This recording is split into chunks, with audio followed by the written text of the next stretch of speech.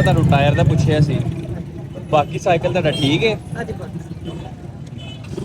ਸਿਰਫ ਇਹਦੀ ਆ ਪਰ ਅਗਰ ਇਹ ਸਹੀ ਹੋ ਜਾਏ ਤਾਂ ਤੁਹਾਨੂੰ ਸਹੂਲਤ ਹੋਏਗੀ। ਜਾਂ ਨੂੰ ਸਕੂਲ ਹੋ ਜਾਏਗਾ ਫਿਰ ਤਾਂ ਭੱਜਣ ਵੀ ਦਾ अस्सलाम वालेकुम वरहमतुल्लाहि वबरकातुहू। This is me RJ Wasim Kalo. अच्छा, एक अंकल हैं, मैं उनको अक्सर देखता हूँ, उनके साइकिल का ना टायर अगला जो है उसमें हवा नहीं होती, तो काफ़ी टाइम से मैं देख रहा था।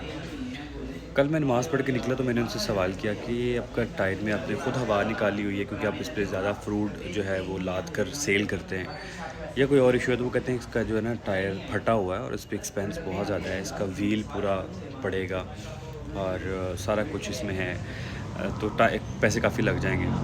डिसाइड ये किया कि उनका साइकिल रिपेयर करवाया जाए और हमारी जो गुंजाइश होती है बड़ी मकबूल सी होती है, क्योंकि हम ज़्यादा ध्यान जो देते हैं वो राशन में और फूड डिस्ट्रीब्यूशन में देते हैं, क्योंकि ज़ाहिर हम कोई NGO तो है नहीं, ना कोई डोनेशन इकट्ठे करते हैं, चंद एक दोस्त मिल के ये काम कर लेते हैं।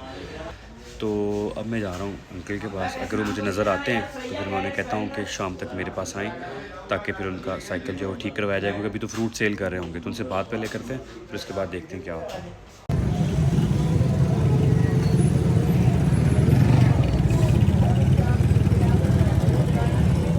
अस्सलाम वालेकुम, क्या हाल है? ठीक है। कल मैं ਤੁਹਾਨੂੰ ਟਾਇਰ ਦਾ ਪੁੱਛਿਆ ਸੀ, ਬਾਕੀ ਸਾਈਕਲ ਤੁਹਾਡਾ ਠੀਕ ਹੈ? ਹਾਂਜੀ ਸਿਰਫ ਇਹਦੀ ਆ ਪਰ ਅਗਰ ਇਹ ਸਹੀ ਹੋ ਜਾਏ ਤਾਂ ਤੁਹਾਨੂੰ ਸਹੂਲਤ ਹੋਏਗੀ।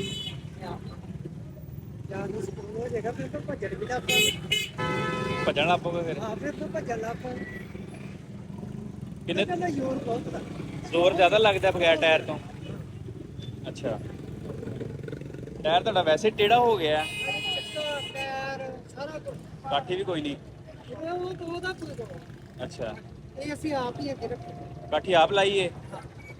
ਜੇ ਕਿ ਤੁਹਾਡਾ ਜਿਹੜਾ ਜਿੰਨਾ ਕਿ ਤੱਕ ਇਹ ਵਾਲਾ ਕੰਮ ਜਾਂ ਹੋਰ ਕੋਈ ਛੋਟਾ ਮੋਟਾ ਮੇਰਾ ਕੰਮ ਹੈ, ਆਪਣਾ ਉਹੀ ਹੋ ਜੇ ਤੇ ਆਪਾਂ ਤੇ ਦੁਨੀਆ ਤੇ ਆ ਜੀ ਉਹ ਹੀ ਹੋ ਜੇ ਕਿਉਂਕਿ ਗੁੰਜਾਇਸ਼ ਨਹੀਂ ਪੈਂਦੀ ਹੈਗੀ। ਇਹ ਕਿੰਨੇ ਦੇਰ ਹੋ ਗਈ? ਮੇਰੇ ਹਿਸਾਬ ਨਾਲ ਸਾਲ ਤੋਂ ਉੱਤੇ ਹੋ ਗਿਆ। ਮੈਂ ਕਿਹਾ ਗੁੰਜਾਇਸ਼ ਹੀ ਨਹੀਂ ਪੈਂਦੀ। ਕਿੰਨੇ ਦੇਰ ਹੋ ਗਈ ਇਹਨੂੰ? ਹਾਂ ਇੰਨਾ ਕੀ ਟਾਈਮ ਹੋ ਮੈਂ ਤੁਸੀਂ ਤੇ ਮੈਨੂੰ ਨਹੀਂ ਵੇਖਦੇ, ਮੈਂ ਤੁਹਾਨੂੰ ਵੇਖਦਾ ਰਹਿਣਾ। ਮੇਰੇ ਕੋਲੋਂ ਤੁਸੀਂ ਸੌਦਾ ਖਰਚੇ ਮੈਨੂੰ ਅੱਛਾ, ਯਾਦ ਤੁਹਾਨੂੰ ਮੈਂ ਖੜਦਾ ਰਿਹਾ ਤੁਹਾਡੇ ਕੋਲੋਂ, ਮੈਂ ਨਮਾਜ਼ ਪੜ੍ਹਨ ਵੀ ਜਾਂਦਾ ਅਕਸਰ, ਤੁਸੀਂ ਇੱਦਾਂ ਹੀ ਖੜੇ ਹੁੰਦੇ ਹੋ ਥਾਣੇ ਅੱਗੇ ਵੀ, ਇੱਥੇ ਵੀ।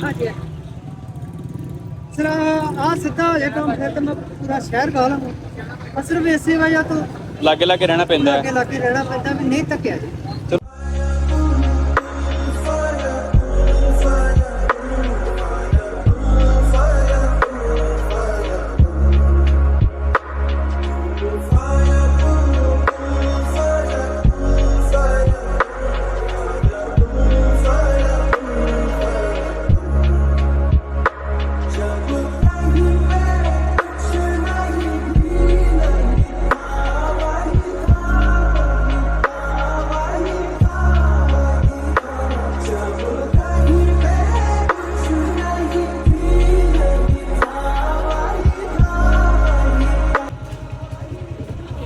ਸਾਡੇ ਨਾਲ ਮੈਂ ਦੁਨੀਆ ਤੇ ਆ ਗਿਆ ਸਮਝ ਚਲੋ ਬਿਹਤਰ ਹੋ ਗਿਆ ਮਸਲਾ, ਤੁਹਾਡਾ ਆਸਾਨੀ ਹੋ ਜਾਏਗੀ ਤੁਹਾਡੇ ਥੋੜੀ ਆਸਾਨੀ ਹੋ ਜਾਣੀ ਇੱਕ ਸ਼ਾਮ ਟਿਕਣਾ ਇੱਕ ਰੇਡ ਨੂੰ।